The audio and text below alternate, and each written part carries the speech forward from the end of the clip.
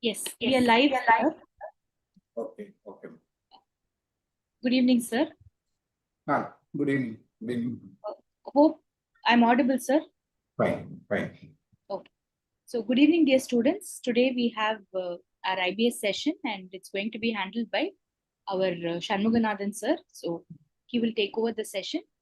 All the best. Enjoy your session. Over to you, sir. Just give me a few seconds, sir. I'll just Sure. change you to the host so that you can share the documents.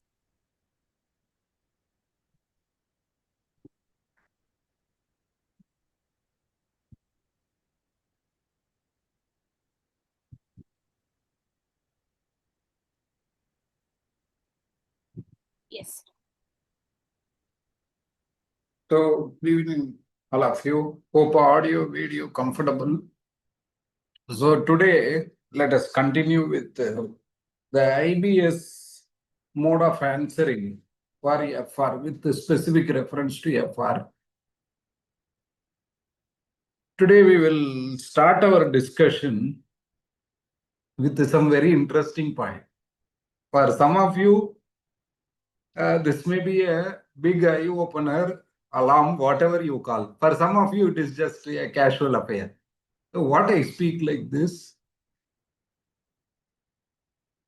if they are giving a multiple choice question, and in the suggested answer, if you find this language, the answer like none of these options, I mean, it's not in ABCD. After giving ABCD, suggested answer prescribed none of the options. Now imagine the kind of command expected from CA final and the maturity level required. Of course, it is on one easy topic. It happened in May 25. I'll share that first because this is where you need some sort of a peer guidance, even with the best of AI, with the best of answering tools and other things. So without faculty support, some places, some few gray areas are there where faculty support will be very, very helpful. We have one such point. We'll finish that first and continue with the other important FR related perspective in your IBS. Now, fundamental of INDES 108. If it is a live session, interactive session, I would ask which INDES number and we will move on from there. But now you know the circumstance. So segment reporting, it is about segment reporting. This standard, the best part of the standard, with the least preparation, you can complete the standard. In about a final caliber, in about 15 minutes, you can have exhaustive preparation. Such a good thing. Now, to start with first, what is segment? It is identifiable component. And your CA final, I mean, INDES is full of CODM approach, Chief Operating Decision Maker approach. So we have three tests. First, revenue test. Second, result test. And third is asset test. So all of you listening to this in whatever mode definitely know this because these three are very easy, taken for granted. And the first revenue test, I have to add the segment revenue. Segment revenue will include external revenue plus internal revenue. Sometimes internal revenue may be zero. What is this internal revenue? One segment selling to other segment. That is internal revenue. So internally, external. Sometimes if internal is not there, total revenue, external will be the total revenue. So what are all reportable? I have to go by that revenue test, add all the revenues of various segments. All the revenues, I mean both internal and external. We can call it total revenue of the segment revenue. That is called segment revenue. Entity revenue different, segment revenue different. We need this clarity. In about 10 minutes, you can have complete control over segment reporting. We will ensure that right now. So the second aspect, so what we have to do, we have to apply the 10% threshold. So add the segment revenue, arrive at the total. This will not match with entity revenue. It need not match with the entity revenue. Most important point to go to mind. So this total revenue of all the segments, which is not equal to entity revenue, into 10%. You calculate any segment having this revenue in excess of 10% reportable. It is reportable. This is about first test, revenue test. Second, result test. So we need to add segments with profit.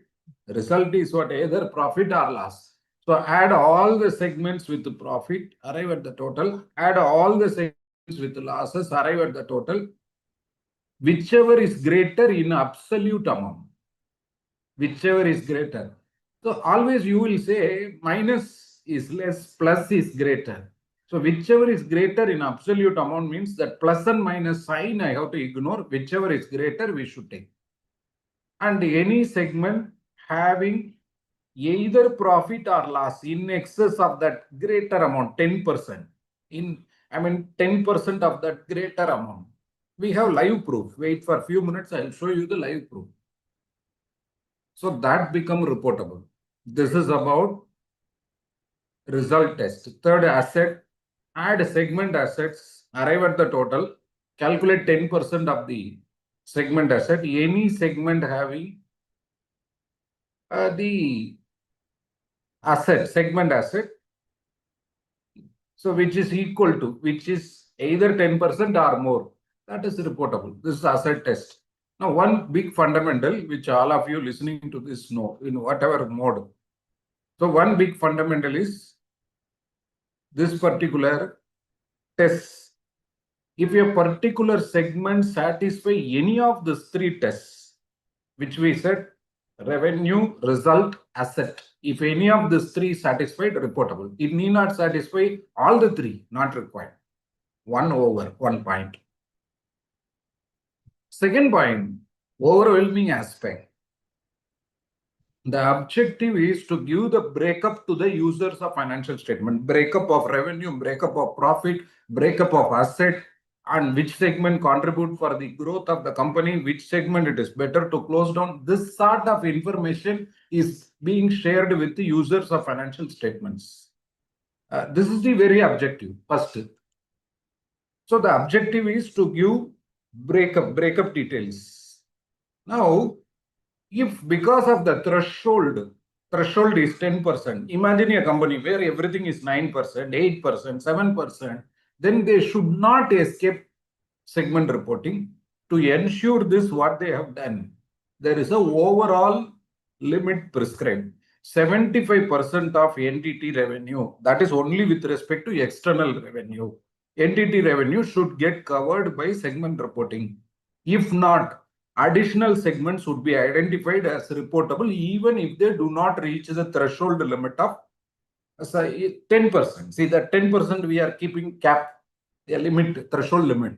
Even if they do not reach 10%, if overall 75% of that entity's revenue is not covered through segment reporting, additional segments should be identified as reportable even if they do not reach the threshold limit of that 10%. This is what is the macro picture, which is perfectly tested in the May 25, this paper. See, we restrict our discussion 100% to this paper.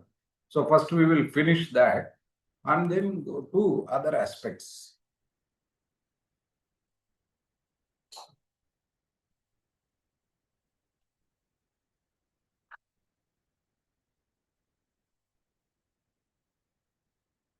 So this is the May 25 question paper is and the case study number also I have given 4.1 to easily connect with that exam question.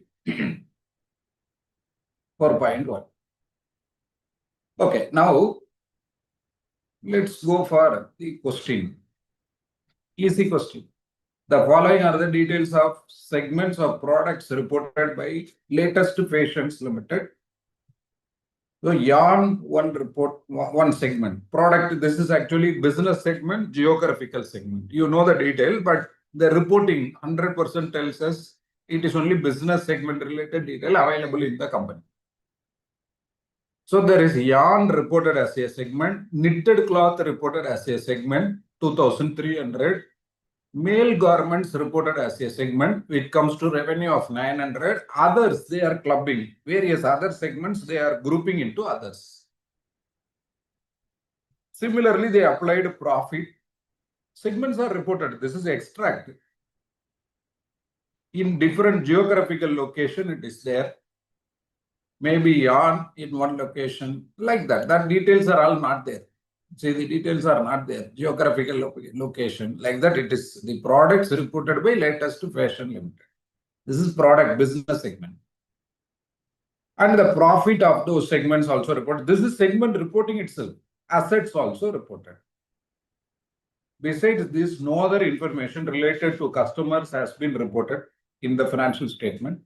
The knitted cloth segment has been operating for 12 years and has consistently produced profits. Knitted cloth, this segment, consistently generated profit.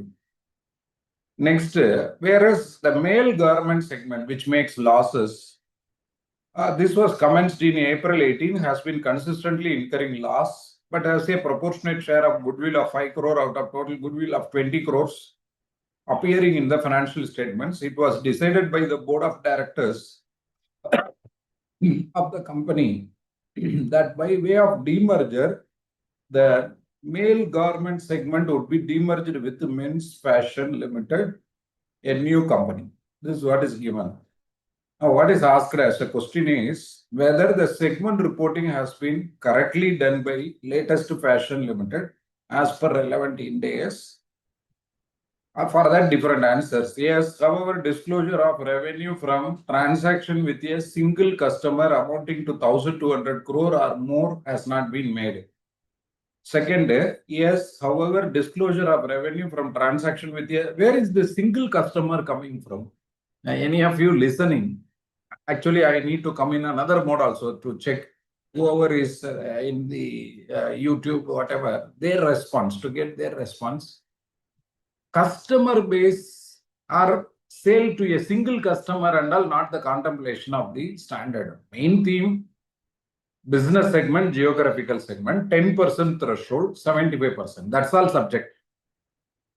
Here they purposefully mix the customer. However, this second point, B, yes, however, disclosure of revenue from transaction with a single customer amounting to 800 crores or more has not been made. And point C, revenue of 6,400 crore or more have not been reported separately. So disclosure is not as per requirement of Ind AS. Also, disclosure of revenue from transactions with a single customer amounting to 800 crore or more has not been made. Revenue of 6,000 crore or more have not been reported separately. So disclosure is not as per requirement of Ind AS. Also, disclosure of revenue from transaction with a single customer amounting to 800 crore or more has not been made. Now, these are the alternatives given. Now, if it is physical class, we can ask you to give your opinion. Now, 1,200 not connected. I will give you the reason also. Because of technical reasons, already I wrote the content a little while ago to avoid technical problem during the session. So total revenue, if you check this, this is the total revenue, 8,000. Here inter segment, that means internal revenue is not reported, is not given. So this is 8,000 crore. And this 8,000 into 10%, 800 crore. So any segment having a revenue of 800 crore or more, here you have to insert that, 800 crore or more. You have to insert that very important line, a very important word rather. 800 crore or more, reportable. Now let us check. This is reportable, this is reportable, this is reportable. Others is not a segment. Kindly understand. Others may include balance revenue. Others may include 10 segments. We don't have any other detail from the whole case study. So others, they just reported. That's all. Now this is already this is complied with that 10% threshold with respect to revenue. So when they are reporting these three separately, fine. Others, we don't have the detail. We will see what else to be done like that. Then next, profit or loss test. I have to arrive at the aggregate value of segments operating in profit, arrive at the aggregate value of segments operating in loss, whichever is greater in absolute amount. So you combine the profits of segments operating in profit, it comes to 900 plus 150 plus 50, 1100 crores. And combine the loss of all segment. There is only one segment operating in loss. You can check. Only this segment operating in loss, 100. So arrive at that, 100. And then what happens is whichever is greater in absolute amount, absolutely 1100 greater. So take 10% of that. So any segment, most important sentence is this sentence. Any segment having either profit or loss. Now you cannot argue. Anyway, I am taking greater of the two is profit in this case. So we will report only segments with the profit, wrong. Because what is equally material, segments operating in losses, is equally important information for the users of financial statement. So having said this, 1100 into 10%, 110 crore. So any segment having either profit or loss in excess of 110 crore become reportable segment. So if you apply profit test, again these three are reportable. Not three, this two. This is not reportable, but it is already covered in this criteria. Anything above 800 in that criteria itself, male garment segment already covered. So if it is not covered through profit test, that's okay, no problem. So here what are all reportable? Yarn segment reportable, knitted cloth reportable. These two are reportable. Asset test finally, same thing, 1700 into 10%. So your asset test segment, a segment is reportable if its assets are 10% or more of the total assets of all segment. So calculate 10%, 170. So all the three are reportable. I am talking about yarn, knitted cloth, male garment. So everything complied. In terms of individual test, everything complied with. Now come to the most important point. I gave you a overall threshold limit while introducing this question. 75% of entity revenue, which represent transaction with the external customers, that should get covered in the segment reporting. If not, additional segments should be identified even if they do not reach the threshold limit of 10%. Now, the big problem for us is in this. You see, 75% of the total entity revenue, enterprise revenue should be replaced with the entity revenue. Now, entity revenue, if you check 8,000, because there is no internal sale, so 8,000. 8,000 into 75%, 6,000 should get covered in segment reporting. But you add the 3, 6,000 is not covered. This is the problem. This is what is reported. Others, you cannot call it as a segment. So 2,500 plus 2,300 plus 900. So what you get is 5,700. If you want to note this important point, 5,700 covered. So 5,700 divided by 8,000. If you calculate percentage, it will come to 71.25. If anybody wants to know how 5,700 came, it is available in this shades. 2,500, 2,300, 900. So we are not meeting that 75% threshold. 6,000 to be covered, 6,000 crores to be covered because of the overall threshold limit of 75%. So if not some part of others is total. It may be 7 segments, 10 segments, 20 segments. Any amount of other business may be there inside your others. You have to identify one segment because others include multiple segments. You have to identify some segments in such a way that at least we reach 6,000. This is what is indirectly pointed out in point D. Point D. 6,000 crore or more have not been reported. That is clear, correct answer. Have not been reported separately. So disclosure is not as per Ind AS. See how nice that answer is. Had they stopped with that, it would have been a nice question. Had they stopped with this, it is a nice question. Answer also right. Now, wait for some time, just few seconds. I will show you something from the suggested of the institute. Just few seconds. It will load now. I think the question number was 3 point. What is the question number? I'll check question number. Question number was 4.1.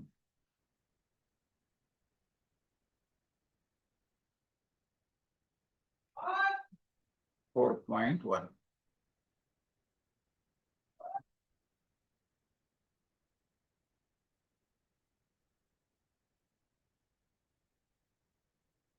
Look at institute answer. All of you able to see this?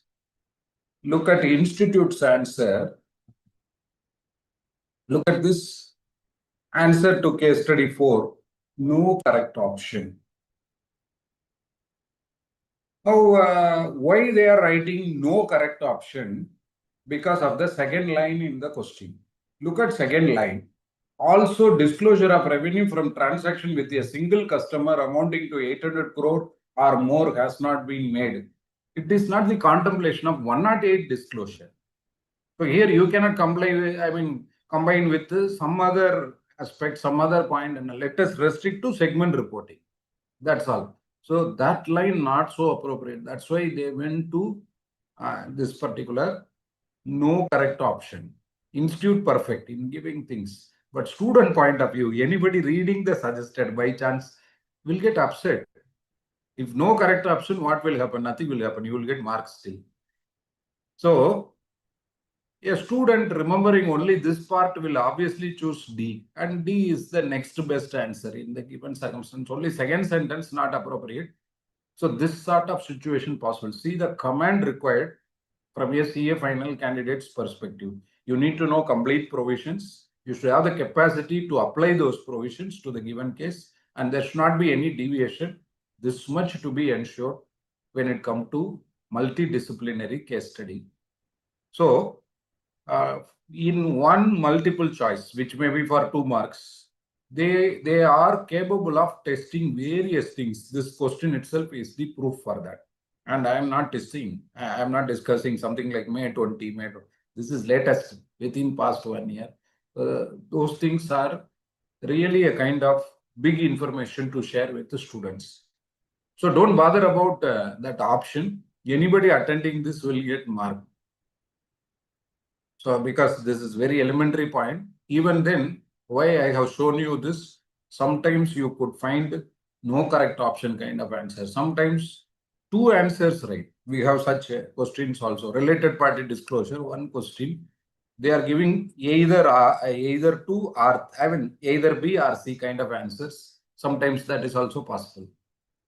So in all these cases, because we are not discussing anything elementary, here the question made the concept advanced. Otherwise, in segment reporting, this much of complication is not there. So having said this, we will now move on to the next. Now, any other doubt, anybody? Sangeeta, are you comfortable, Sangeeta? Fine. So far clear? Good. Now, let us go to another case. Some aspects of Ind AS which can be easily correlated to multidisciplinary case studies. We will discuss such points. Suppose in a question, contract price 5 crore, it won't be 4 bullets like this. You know how the paragraphs are coming in multidisciplinary case study. I need not tell you. Now here also, even if it is exam question, I have taken the relevant portion. See, they are only small when it comes to FR. Only for the income tax, GST and all lengthy details are there. One good thing so far I noticed is FR limited.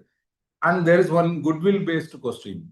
Consolidation. Some students pass FR itself, managing consolidation in a different manner. But here you need pinpointed understanding. Then only you will be able to handle how the goodwill arises. And if NCA fair valued, what is the impact in goodwill? By adopting NCA at fair value, if you value goodwill, how to handle that? What is full goodwill method? This and all you need clarity. You have to revise that chapter. And second, how to consolidate joint venture. So there are three methods of consolidation. You know that. One is that full consolidation, which we do for holding subsidiary model. Second is that in the context of associate as well as in the joint arrangement, there is this equity method of consolidation. And the third method, proportionate consolidation. All the three, we need to know the method. Then only some questions we will be able to handle effectively. We have one such that consolidation related point. I'll go to that after finishing some more the macro perspectives of some issues. So one such point, the contract price 5 crores, it includes performance bonus of 50 lakhs, probability 80%, probability of getting that bonus, completing the work as per parameter and all 80%. Payment terms 2 crore upfront, balance after 2 years, discount rate 10%, stage of completion 50%, company recognized 2.5 crore revenue. How they recognize? Total contract price 5 and stage of completion 50. That accountant multiplied took it as 2.5. To give this detail itself, they will take at least 2 paragraphs in the exam. Now, we are taking it in a simplified manner so that we are able to finish quickly. And we have to calculate variable consideration first. So you know it is 50 lakhs into probability 80%. 40 lakhs is the variable expected. Sir, screen is stuck in the earlier question, sir. Segment reporting question. 1 minute, I will just put that you informed. Otherwise, we would have gone.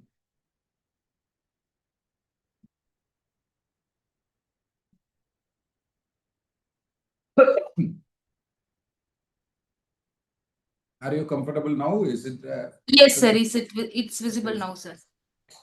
So now what you have is this expected value 40 lakhs and transaction price will be 5 crore plus 40 lakh, 5.4 crore. Deferred consideration. See, look at the payment terms, 2 crore upfront, balance after 2 years. Ind AS thesis, which will come in several standards.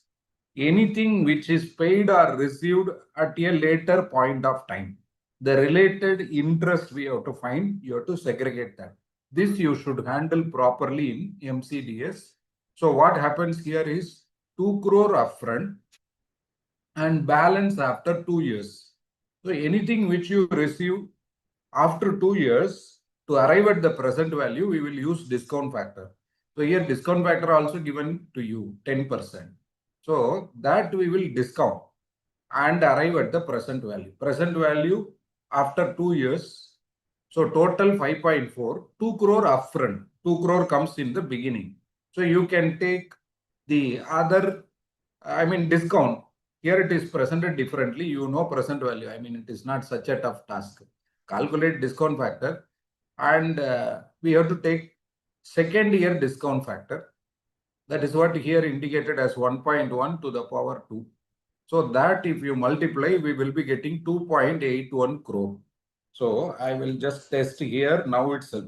1 divided by 1.1 will give you first year factor. Second year factor will be 0.8264 and all that. So multiply that with 3.4, you are getting 2.81. Guaranteed, I am having all the detailed calculations. So 4.81 crore total transaction price. 2 crore upfront need not be discounted. Anything which you receive today or which you pay today need not be discounted. Another place where this will come is PPE standard. PPE standard. So that need not be discounted. You add. Now what we get is 4.81. That this 2 crores. It need not be discounted. 4.81. Now we have to recognize 2.405 crores only. 4.81 into 50. In other words, even though the contract price is 5 crores, if there is a mechanism to receive that price on a future date with a time delay, there is this possibility of finding the present value. You have to take out that particular interest portion. The present value, why it is less? Because of the interest effects. So now what you will get? Already recognized is 2.5. What is correct recognition? 2.405. So excess revenue to be reversed is 9.5 lakhs. And for this entry that you have to pass is debit revenue, credit contract liability for 9.5 lakhs. Undoubtedly, when I am reducing revenue, profit also will come down by 9.5. Now, if it is MCQ, you can easily choose the correct answer. If it is a descriptive, where they give just one line question, for a descriptive also, 1 or 2 lines, then you should explain all this in your own words, which you are capable of explaining. And you should also give the profit impact. What is the profit impact? How liability increase? These details we have to give. In simple language, it is like already we recognize 2.5. We are taking that fact into account and providing the reversal effect now. This is how the standards of questions should be in the multidisciplinary case study paper. Multiple aspects dealt with. But then the presentation with respect to FR continue to be easy. Continue to be easy if we are able to revise the core FR. And I mean, simultaneously, if you are writing, you will have the complete edge because you will know left, right, center FR. So if it is a time delay, I told this in the first session also, you have to make it up by just revising things now. Then the next example, ROU remeasurement. Now, ROU remeasurement can come by virtue of some modification in the lease arrangement. And the fundamentals of lease. Lease may have lease component, non-lease component. You have to segregate and recognize ROU asset only for the lease component. Not only ROU asset, we will also recognize ROU asset and lease liability. Related effects are. We have one such example. Lease term 10 years, annual rent 10 lakhs. After 3 years, modification. Just now I was saying this. This is a separate topic in FR. Interesting to read. Just refer if time permit. So after 3 years, they modify this to 15 lakh, discount rate 8%. Now, carrying lease liability 60 lakh, ROU asset 55. It need not tally. Only on day one it will tally because ROU asset you depreciate based on useful life. Lease liability change. The other day we have seen based on interest and repayment, lease rent repayment. So it need not remain same. Present value of revised payments 80 lakh. They themselves calculate that and give. So new liability 80, old liability 60. Here ROU asset you are going to fine tune or modify based on the change in lease liability. ROU asset is simply used like a balancing figure for the purpose of modification here. So increase is 20 lakhs. The entry you will pass is ROU asset account debit 20 lakhs, right of use asset, and lease liability 20 lakhs. Impact would be asset increase by 20 lakhs and no immediate P&L impact because you are not crediting anything to the P&L. So this we have to pinpointedly give an answer. So the impact every time we are presenting in this whole sheet, and that impact is part of your answer. In simple language, these are the dimensions. Your solution should cover the standard and the adjustment. In your own words, you have to explain the adjustment, reason, applying Ind AS, all that not narrated, then it will become again FR book or a case study book. So we want to simplify and share the crux so that you develop on that. And thereafter, wherever required, don't hesitate to give journal entry. And finally, this is extremely important, impact. Impact on 4 dimensions, try to coin that in your answer. One is income, expense, asset, liability. From these 4 dimensions, share the impact. Now the next one, ECL. So the ECL, there can be 2 dimensions. One can be lifetime ECL. Another one can be 12-month ECL. Trade receivable 3 crore. And then credit risk increase significantly. Probability of default is 10%. And the group default chance 50%. Like this. Company provided only 5 lakhs. Now you have to multiply and provide for 15 lakh. It is as simple as that. This is your the format of presentation. Just few seconds. I need to connect to charger. Few seconds.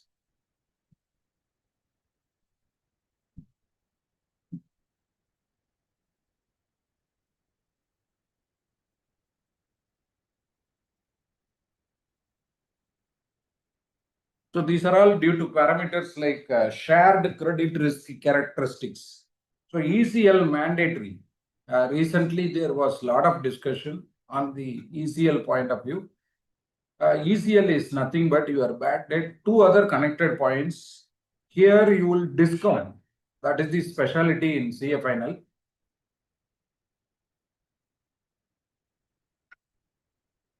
We will discount the bad debts and we will also present something called LR, loss rate. Loss rate indicate, suppose if it is provision for bad debt, you always have a percentage. So that percentage is technically given as loss rate. You can imagine like that for easiness. Depending on the timing of occurrence of bad debt, we will discount and take that into account. That is why the terminology itself explains this expected credit loss. The standards that is covering this is 32, 107, 109. In that 109 provides for the measurement of expected credit loss. This is the crux required when it comes to ECL presentation. Here it is easy question.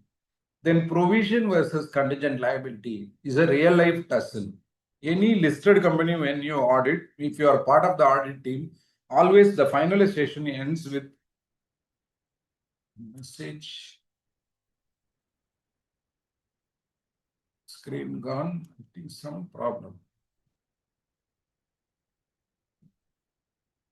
Is it there now? Screen visible now? So if it is like contingent liability, profit impact is not there. Now profit impact is not there. But if it is like provision, any provision for that matter, you debit profit and loss account, credit concern provision. And if it is payable within 12 months from the end of that balance sheet date, it is current, otherwise non-current. All this is automatic.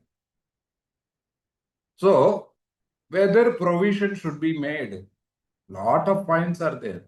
Practically also, from this IBS paper also, from FR point of view also, Ind AS 37 is taken for granted again. And incidentally, it get managed nicely. We have to prepare well is the point I'm making. Such a big impact it has on your career, whether provision should be created. Some of the eye-openers, for provision for bad debt, this standard is not applicable. I'm talking about Ind AS 37. In interview also, some candidates answer wrongly and argue also. They are asking a reverse question instead of answering. They are asking, then which is standard? That they should prepare.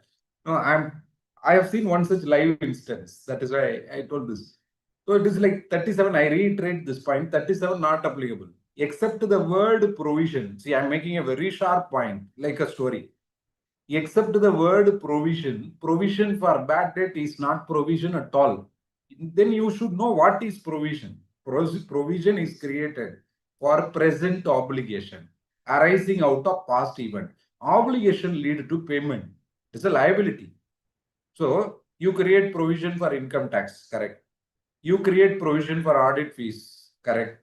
If audit fees known, provision should not be created. It is liability. So like that, wherever some estimation involved because the timing or amount, if that is uncertain only, this is the current definition of Ind AS 37, then only you create provision. So provision different, impairment of receivable different. See the language I am using right now. Your provision for bad debt is in the nature of impairment on the receivable, asset related. Your definition as per whether AS 29 or Ind AS 37, both not applicable to provision for bad debt. Here the name itself don't exist, provision for bad debt. It is called ECL or loss rate, LR. So here language itself different. How can you apply 37 for provision? It is for present obligation. Present obligation in simplified language, I can say like today you should be liable. Then only provision. The timing and the amount, when you will pay, that is uncertain. Amount you will pay, that is uncertain. Then only provision. Very clear definition. Go through that. So have this clarity. Don't rope provision everywhere. I mean, don't rope Ind AS 37 everywhere. It is having restricted applications. Having said that, the legal opinion is 70% chance of losing, expected payout 1 crore. Then they should create, this is called PPR analysis. Very, very important in the provision. probable, possible, remote. Three things you have to analyze from Ind AS 37. Probable means chances of occurrence. I hope you understand. Probable, possible, remote. Probable chances of occurrence more than 50%. Probable. Then provision required. Possible means less than 50%. Depending on estimate, provision may be required. Remote means chances of occurrence is not there. In professional circle, this is known as PPR analysis. Probable, possible, remote. Each of these three words have distinctive meaning. Don't combine them. Then they may discuss something called constructive obligation. Along with other things, in the context of provision, they may discuss constructive obligation. Constructive obligation arises to the entity by virtue of established past practice. It creates valid expectation in the mind of counterparty by virtue of established past practice. Example, festival bonus. Festival bonus not covered by Payment of Bonus Act. Or some company having the practice of taking their employees to the tour every year, not prescribed in any law. Something like this. So that by established past practice, if there is valid expectation in the minds of counterparty, for that also you should create provision, even though it is not provided in any law. So this side of nuances has to be applied while discussing this provision. So here we have to create 1 crore itself. You cannot multiply 1 crore into 70%. So that and all not possible. So we have to take, because the possibility, if it is more than 50, then we have to create. Here they have given 70% chance of losing. And that's why full amount to be provided for. Because of this profit impact, profit will decrease by 1 crore. You create more provision, profit will decrease. Now, deferred tax, another milestone aspect which require in-depth analysis. I'll give you some clues which may be very helpful. One clue, your brought forward loss, I mean the carry forward loss, business loss and all lead to DTA. Another clue, your book value based analysis we are doing in final. So if current year you pay less tax, future year more tax, that is what is called DTL. How it can happen? One possibility, if I am having assets on which higher rate of depreciation allowed for income tax purpose, then what will happen? Profit analysis, which is slightly outdated for final, but useful to connect. Profit analysis. You will claim a higher depreciation for income tax. When you claim a higher depreciation for income tax, IT profit, taxable income will be low. When taxable income is low, you will pay less tax in the current year. If you pay less tax in the current year, more tax in the future years, and that is what we call it as deferred tax liability. Here we will analyze carrying amount of asset is as per books of account. You can imagine like company law depreciation, and based on that the value 5 crore. Tax base is 3 crores and tax rate is 30%. Now, Ind AS 12 on income tax, we have to find the temporary difference. It is 2 crore. Listen carefully, easy way of analyzing. If I have less tax base, follow carefully. Less tax base means imagine 1 more year useful life. Less depreciation in future. Less depreciation in future for IT purpose. If less depreciation, I'll end up paying more tax. You know why? If I claim less depreciation, profit will be more. Tax is a fixed percentage on your profit. So you will end up paying more tax. When you pay more tax in future, I told you just now, it is deferred tax liability. If you pay less tax now and pay more tax in future, you are postponing your tax liability. That's what is called deferred tax liability. It is very logical. The standard is a bridge between cash basis of accounting and accrual basis. Why they introduced deferred tax asset and liability, both for AS and for Ind AS, you should know thoroughly. They introduced because the concept, there should be a bridge for the concept of accrual basis, cash basis. Imagine some payments, they are allowable as deduction only as deduction for income tax purpose only if TDS reduced, TDS deducted and paid to government. Suppose if the company failed to deduct TDS, then in the year in which they deduct TDS, it is allowed as expense. That is called cash basis. Imagine 43B payments, 43B of 1961 Act. So those payments, government payment, taxes, local taxes, all this, they are allowed only on payment basis, only when you pay. If you paid in the current year, allowed. That is called cash basis. Today, if for the sake of income tax, we shift to cash basis, tomorrow, some other FEMA Act may say some other way. See, we cannot breach the accounting fundamentals. That is why this standard got created. Your DTA, DTL got introduced to bridge that cash, I mean the cash basis, accrual basis kind of concepts, and also depreciation, which differ between income tax and accounts. So those are all sorted out now. Then the tax expense, we have to create 60 lakhs, 2 crores into 30%. Temporary difference is 2 crores. I told the easy way of doing it. Just analyze if your book value is less. Book value, I mean book value for IT purpose. That's what is technically called tax base. Tax base means WDV as per IT record. To further simplify, in income tax return, what you file, there whatever you get as closing WDV, that is called tax base. So if tax base is less, it will lead to DTL. Why? Because I will be able to claim in the next year only less depreciation. If it is less depreciation, it will end up in more profit. If it is more profit, you will pay more tax. Not now, in the future. So if it is more tax in the future, we are calling it as DTL, deferred tax liability. More tax, I mean, compared to accounts. So tax expense you will debit and deferred tax liability you will credit. Undoubtedly, if you create DTL, journal entry itself we used to give P&L to DTL because after all, tax expense will go to P&L. So P&L to DTL means your profit will decrease. There is another point called as consolidation. So parent acquire a few seconds.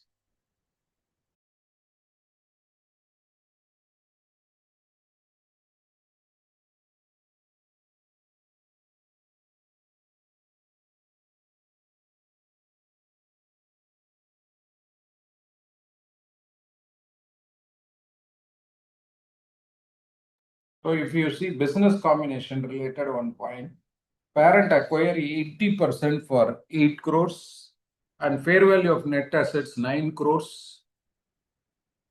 So 103 business combination, we have to find the goodwill or capital reserve. Capital reserve current version would be gain on bargain purchase. Start this concept with a very simple basic point.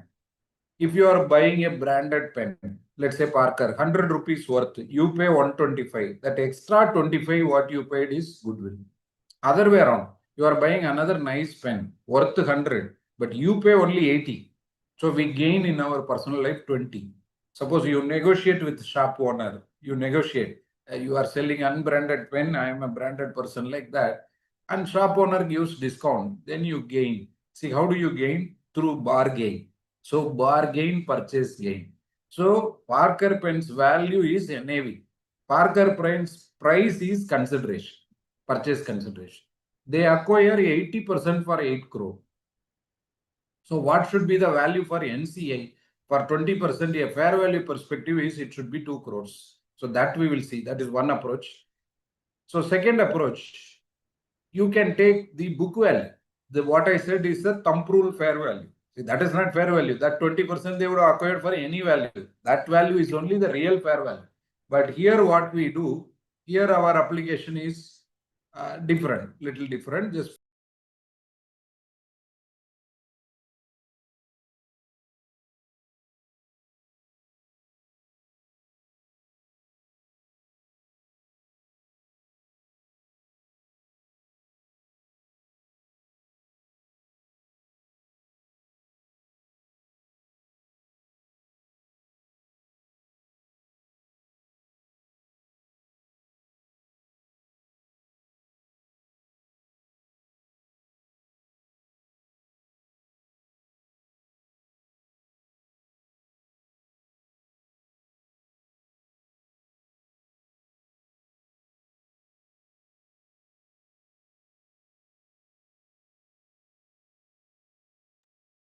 so this is about second mechanism of valuing NCI.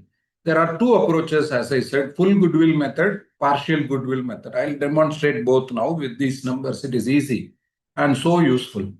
Many of you would have studied this also before.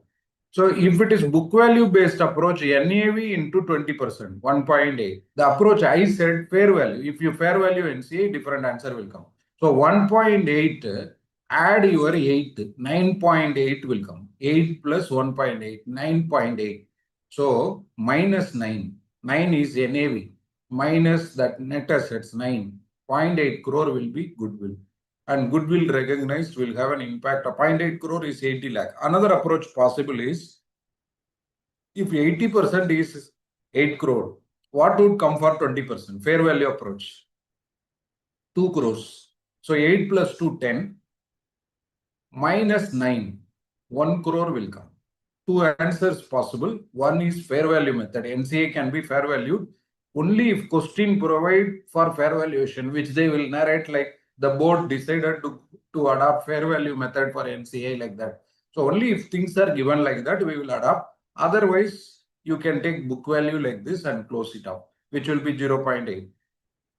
So then you have to give working notes clearly, journal entries, impact on P&L balance sheet, and the important keywords which it is advisable to use for all the questions.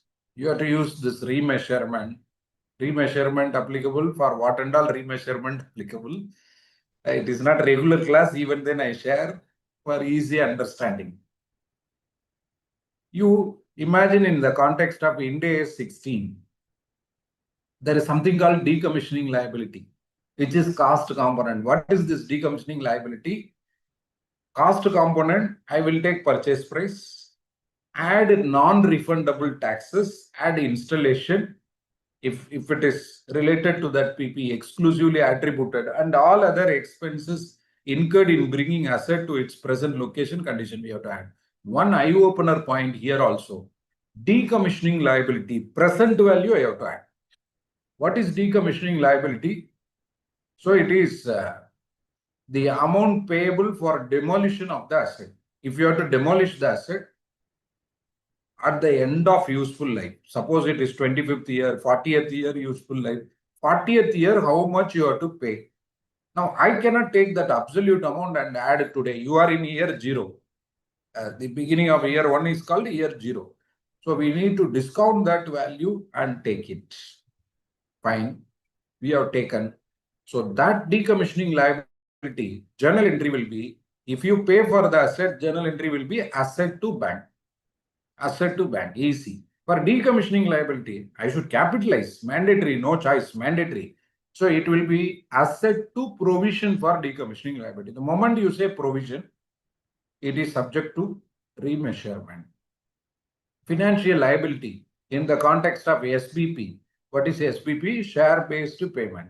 Ind AS 102, subject to remeasurement. Financial liability covered in 32, 107, 109, financial instrument like debenture, subject to remeasurement.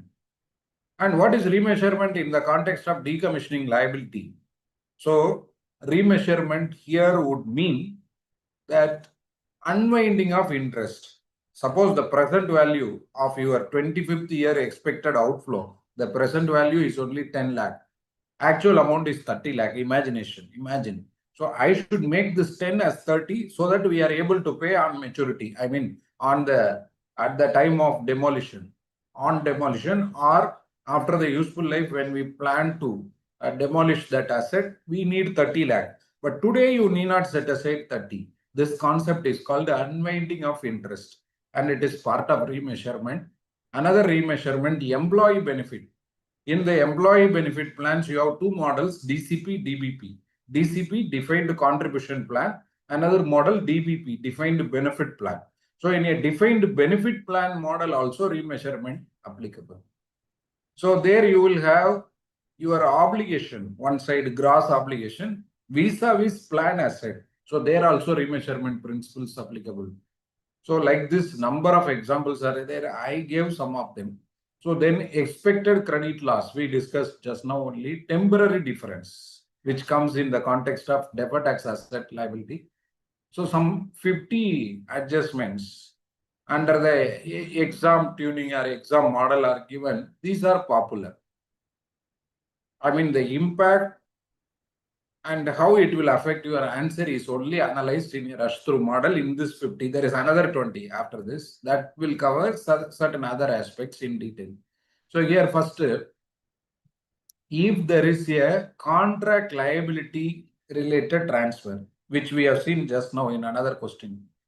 So because they were recognizing 2.5 crore, we were saying it should be only 2.49. I think 2.405. Check that question. Today only we have seen in this file itself. So then it leads to contract liability. Simple language, customer advance. If I am receiving some money, let's say 3 crore, but cannot recognize revenue, it is liability. So we should keep it as contract liability. So the impact of that profit will decrease. Revenue booked on billing instead of performance, we need to reverse the excess revenue. This we have seen another case in the previous session itself, just check. So 8 crore, 10 crore, like that I gave one example, contract. So profit will decrease, excess revenue to be reversed. Here also advance received but service not rendered is the type of adjustment which can come in the exam. Then variable consideration not estimated. We have done question now. You need to estimate, incorporate that in your calculation, arrive at the transaction price, profit impact, everything. Then significant financing component ignored.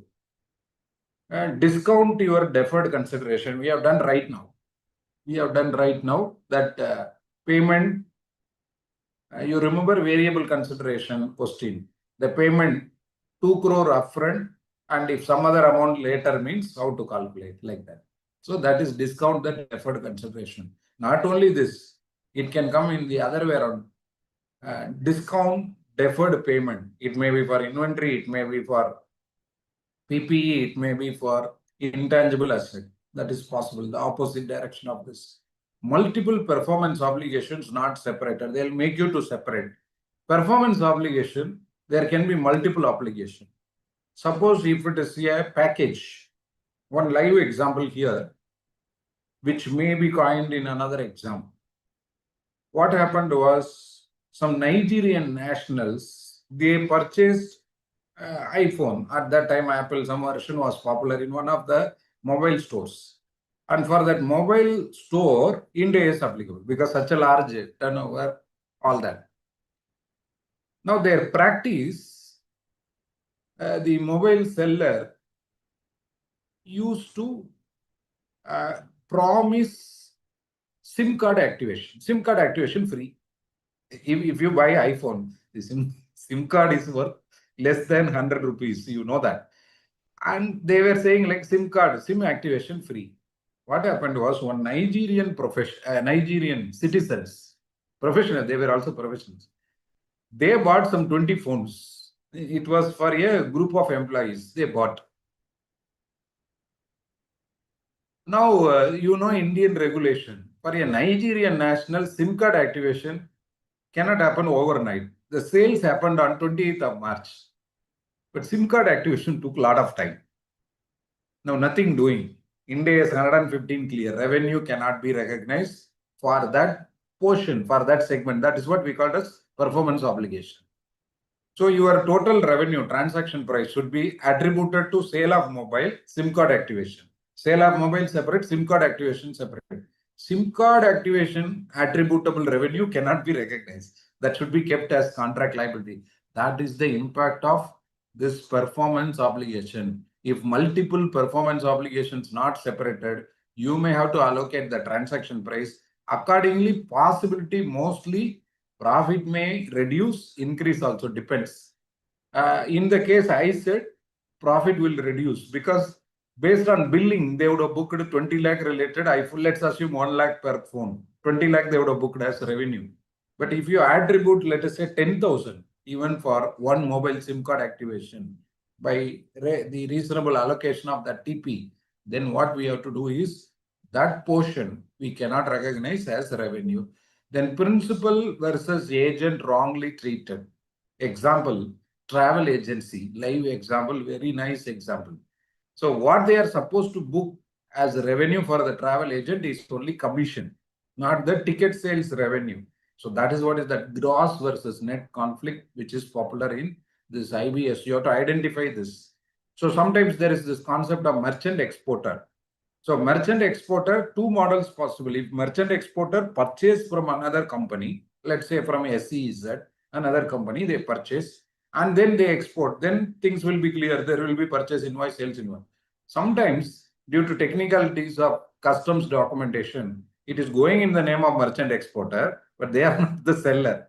The other entity is the seller. In those cases, they should maintain adequate documentation to ensure that only that net is booked. What is your revenue as an entity? You can book that revenue. Right of return ignored. If there is a refund possibility, then we need to consider that. And we have to create liability for refund. So accordingly, profit will decrease. Here we have given where it will affect also. First case was revenue as well as profit. Second case profit, here profit, like that. So that impact also analyzed.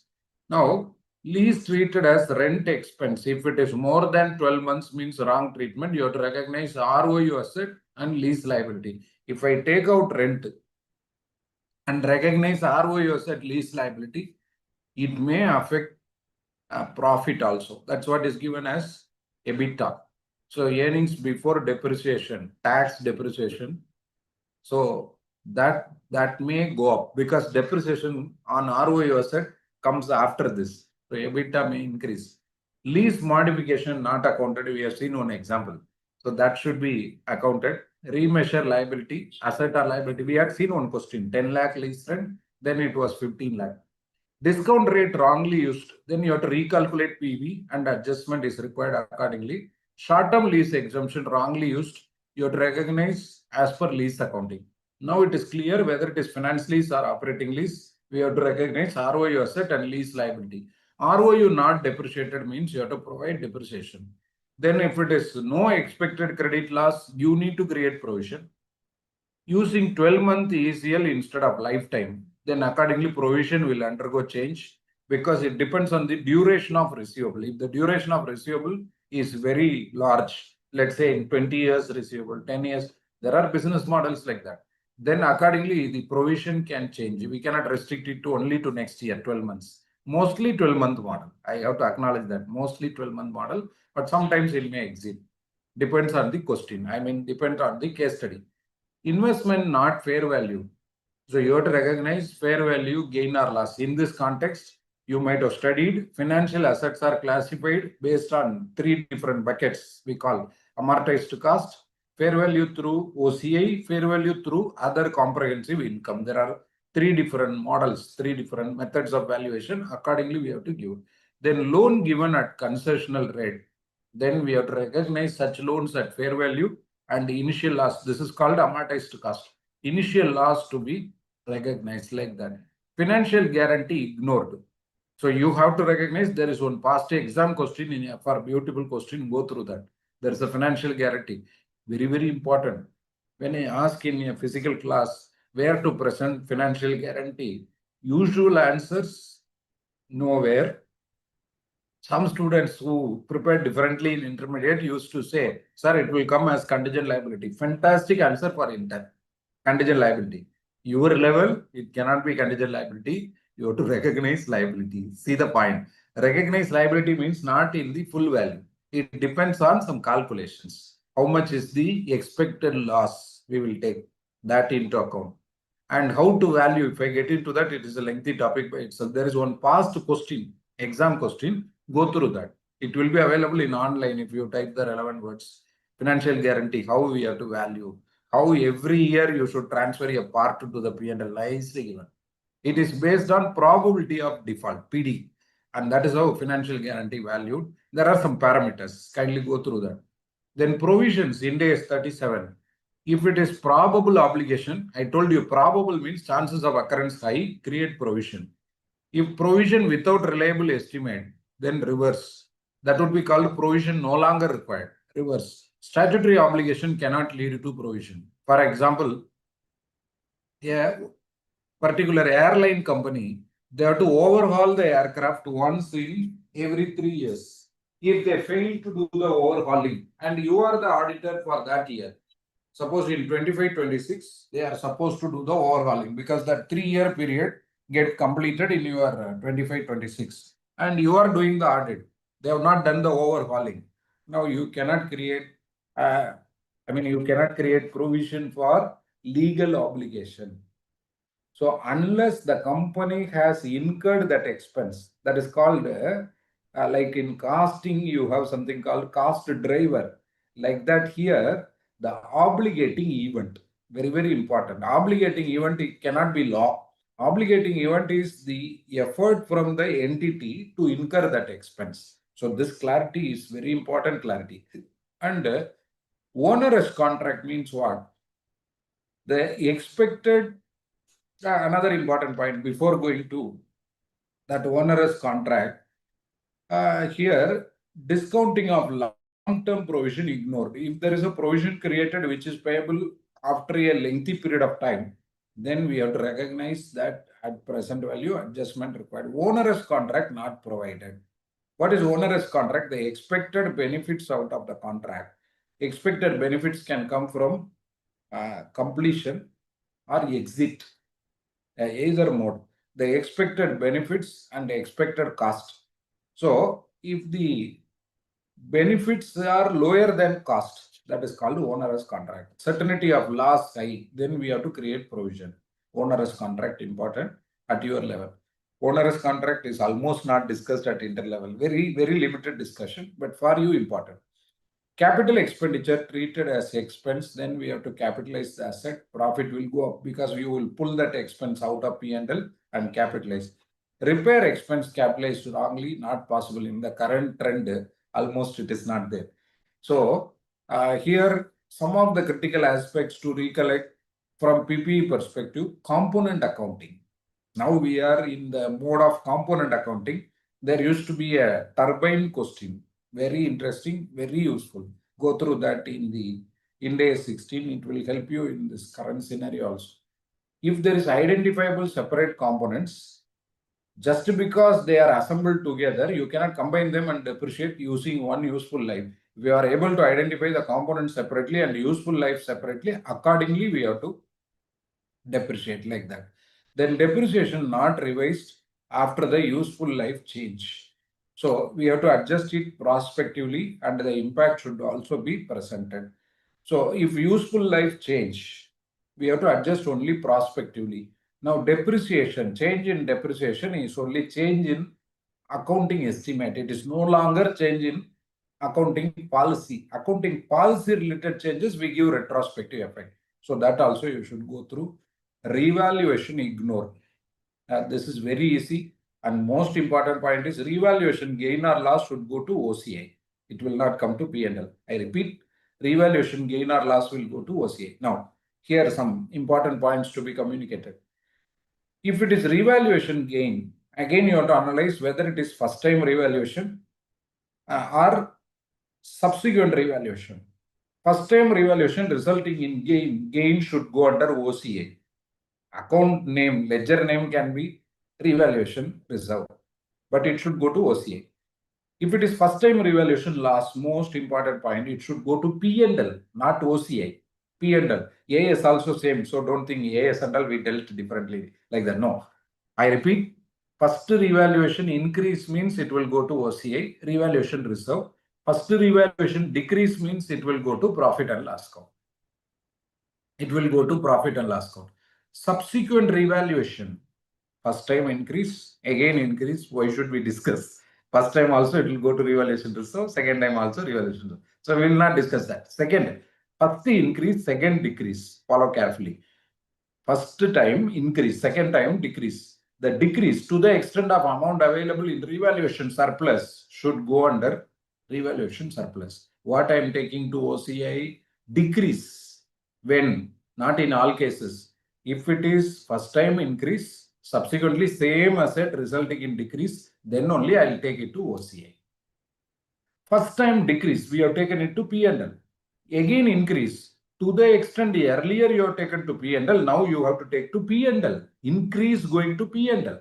That is because earlier you have taken the decrease to the P&L. Subsequently, remaining amount. Suppose first time decrease 2 crores, increase let's say 6 crores. Out of 6 crores, 2 crores I have to take to P&L. 4 crores I will take to revaluation reserve. These are all the points worth recollecting. So your decommissioning liability related change. If it is cost, there are two models in PP. You know that cost model, revaluation model. Cost model, if we follow different treatment. Revaluation model means revaluation related effect also should be factored. So those are all very, very interesting, very useful. Just revising it once would be nice. Then research cost capitalized wrong. There are two phases for intangible asset. Research phase, this is Ind AS 38. Research phase, development phase. Research phase, always we charge the related expense to the P&L. Development phase expenses capitalized, that is subject to conditions. Some 6 conditions are there. Like they have to demonstrate the commercial expediency. This kind of points are there. They should be capable of measuring the expense incurred. Like these points are there. Some 6 points are there. If those 6 points are satisfied, you can capitalize development phase. So development cost wrongly charged to P&L means that is also cost expensed wrongly. That is also wrong. So that should be capitalized. Goodwill we cannot amortize. It is only subject to that impairment test. Then next, impairment. Ind AS 36. We have to recognize the loss in the profit and loss account. See, you know the extremely important crux of your impairment standard. The crux is asset level, CGU level. If you know this, CA final impairment, you know. It is that kind of point I am sharing. So what are the two important aspects here? First, step 1 is not impairment test. Rather, step 1, I repeat, step 1 is not impairment test. Step 1 is indicator for impairment. Indicator. So you have two types of indicators, external indicator, internal indicator. Once indicators present, step 2 is impairment test. What are we comparing in impairment test? Most useful across the course. So what are we comparing for impairment test? Carrying amount with recoverable amount. Now what is recoverable amount? Higher of cost and net. See, recoverable amount is higher of two things. That fair value less cost to sell, which means net selling price. Fair value less cost to sell. And another one, value in use. Value in use, the cash flows of future we discount from an asset. Let us be honest. What are the two possibilities? One, you can use the asset. Two, you can sell the asset. So first point is fair value of that asset, less cost to sell. That is like NRV. Second point is value in use. Whichever is greater is your recoverable amount. Now, what is impairment loss? Excess of carrying amount over recoverable amount. That is called impairment loss. Now, suppose you are having indicator for impairment at the asset level. Let's assume like that. You are doing auditing in a factory. In the factory, suddenly one packing machine went up. I mean, due to some short circuit problem, it got bursted. And in front of you, things are spoiling. I mean, things are damaging. It is blown to pieces in front of you. You are the eyewitness. Now we are testing the asset for impairment because indicator exists. Whether the asset can be used hereafter, big question mark. Indicator exists. If indicator exists, you will compare carrying amount, recoverable amount for the asset. Now, packing machine in isolation cannot work. I mean, it cannot generate cash flow in isolation. So, as a unit only, it can generate. So, what you will do, I will name them as A1, A2, A3. A1, some other machinery. A2, this finished goods related, some packing machine. A3, again, some other machinery. Let us say generator, something like that. Motor. Now, this is a paper unit. That is CGU, cash generating unit. So what is cash generating unit? Smallest group of asset. Smallest group of asset that are capable of generating cash flow. That is called CGU. So first level, we will test at asset level, carrying amount, recoverable amount. Suppose if it is not possible to get the recoverable amount for one asset, I said packing machine example, packing machine, then you will go up in the scale. And you will test the carrying amount, recoverable amount for the CGU in which this asset included. See how big the point is. There, most important, if the carrying amount and recoverable amount you are comparing, no loss means no loss for the asset. Suppose you did the audit, like this one case study can be developed. You did the audit in the previous year. In front of you, this incident happened. Current year, you are testing whether they charge the impairment loss relating to the packing machine in the P&L. You want to check, you are checking P&L balance sheet. They have not booked the impairment loss. You are firing at the accounts department, asking what is this? And then they give one explanation. Sir or madam, this is included in a CGU. We don't have isolated cash flow for packing machine. This is included in a CGU, cash generating unit. And the cash generating unit has no impairment loss. No impairment loss at the asset level also. Their answer, right? There is no need to book impairment loss. In case there is loss, assume your indicator was existing for asset A2.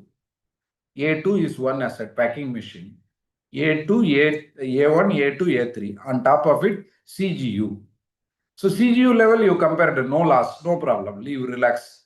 CGU level, there is loss. I cannot bring the whole loss to A2 because this is not A2's cash flows. This is three assets cash flows in the CGU. So very, very important point, that loss should be first taken to goodwill, if any, of the CGU. Very, very important.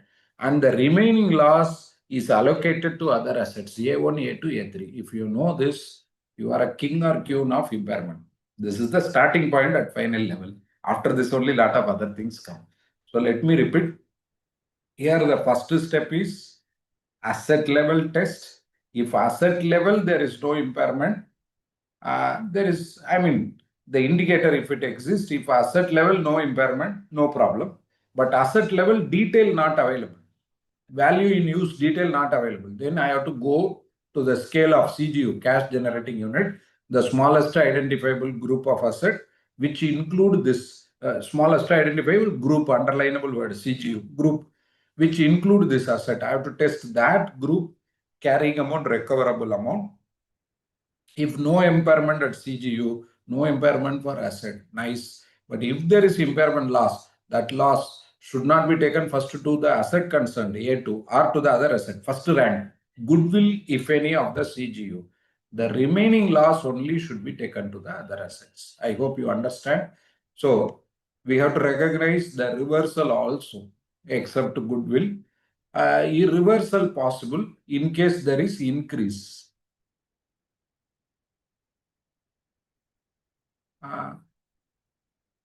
Is it clear, Sangeeta, up to now? Fine.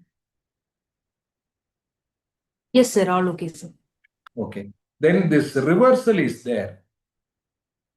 See, to the extent we have written off early, if there is increase in recoverable amount, remember, to the extent what you have written off early, we can reverse. That is another point. So recognize reversal except for goodwill.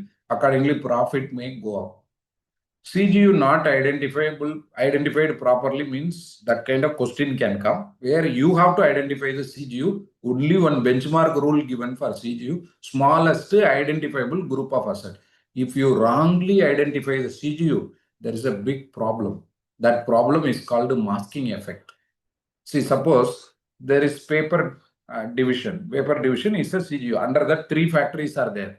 If I ignore the three, then the three factories are three CGUs normally. If I ignore this and take the larger CGU as CGU, problem, one CGU may have loss, another CGU may have gain, it will mask each other. So that is why they included this word, smallest identifiable group of asset. This is about the impairment. Then the taxes, recognition of DTA, DTL, reversal of DTA if it is recognized without certainty, because DTA require future profit earning capacity. Then only it is possible. Then MAT credit, if they have not recognized, we have to recognize. MAT credit journal entry will be MAT credit account debit to P&L kind of effect will come. Instead of P&L, it will get adjusted in your current tax, deferred tax. That provisioning itself, it will get adjusted.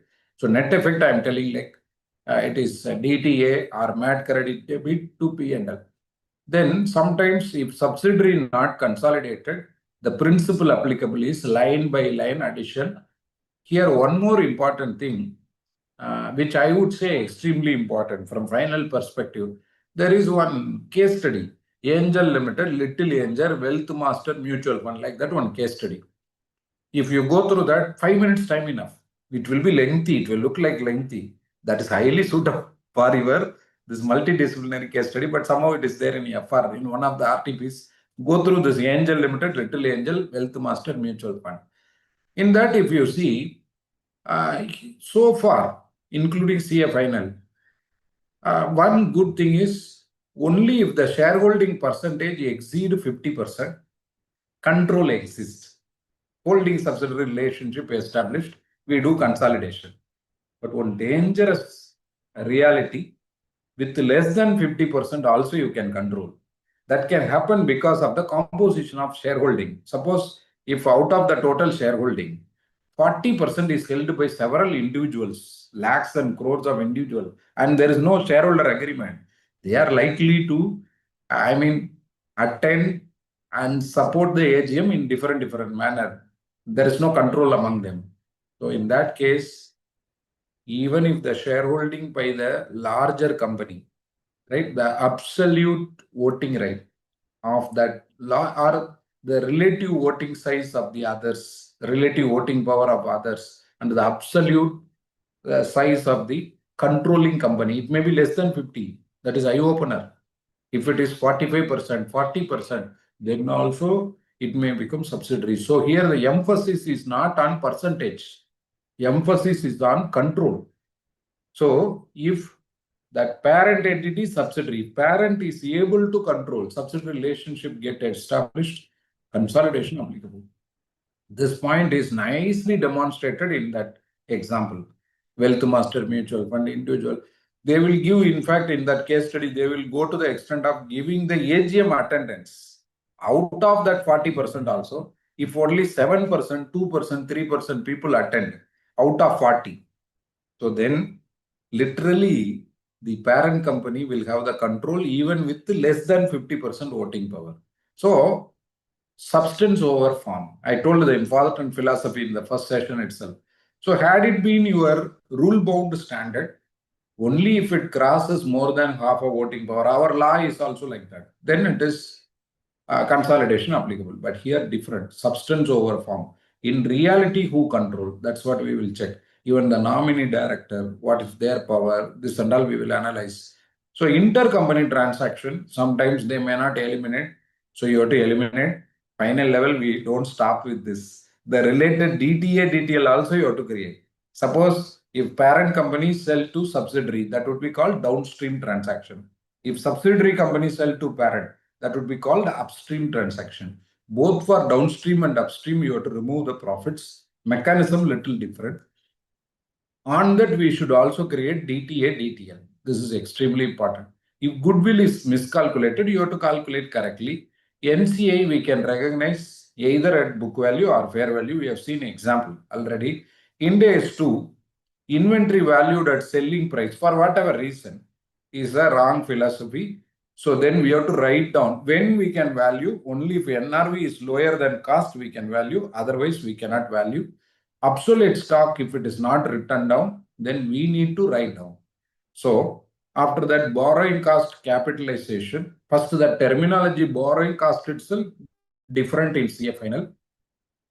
In what sense it is different? If you compare AS 16 vis-a-vis Ind AS 23, the correct standard for borrowing cost. AS, the term borrowing cost include like that 5 points will be there. Those 5 points very quickly: interest and commitment charges, amortization of premium or discount in connection with the borrowing of fund, amortization of ancillary cost, then the exchange difference to the extent regarded as an adjustment. Like this it will come. Fifth point is in finance charges in connection with the finance lease or similar arrangement. Like that it will come 5 points. But final good news, they have taken out 2. One is amortization of ancillary cost, another one is amortization of premium or discount. Why they have taken these 2? Simple reason. Here we go by something called effective interest method of accounting. Now, what is the impact of effective interest method of accounting? You have to calculate IRR. IRR is effective interest method. Now you cannot go by only interest rate and finish the solution. Effective interest based accounting. Accordingly, most important message for the day, your carrying amount will differ. Another big point, preference shares are presented as not equity. Very strong point for the multidisciplinary case study also. Preference shares are presented as financial liability. Some of you will think, okay, all these years I was writing it under equity. I mean, share capital. Today you are saying liability, no problem because of Ind AS. It's not that easy. So you need to discount that inflows, outflows, arrive at IRR. That IRR is effective interest. You won't go by preference dividend rate. You will go by effective interest rate. And that will have a huge impact in outstanding. So we are moving out of that face value based accounting. What is face value? If 10 rupees preference share issued, you will credit that to preference share capital. Now that is not applicable. You need to measure that financial liability, take that financial liability. So in case question has a rare chance, because this is tested more and more in FR, very less in multidisciplinary, but I'm keeping you informed. So there may be presentation related MCQ. That's why. So preference shares are to be presented as financial liability, not equity. So very rare chance when that dividend, preference share dividend is linked to equity dividend. Very rare chance through articles of association. That's the only case you can take it to equity. Otherwise, it is liability. So like this, lot of points we can keep adding information on and on. This file will get shared with you. So try to match with this kind of a recollection, and wherever required, connect with the numericals, work out them. It will strengthen your preparation like anything. So if possible, we will have one more session if possible. Otherwise, these files itself will be self-explanatory. Almost we came up to 42. Few more are there which are easy only, manageable. So if you recollect them also, it will be effective preparation for this paper. So with this, we will finish today's session. Thank you all of you for joining and supporting. Thank you. Thank you, sir.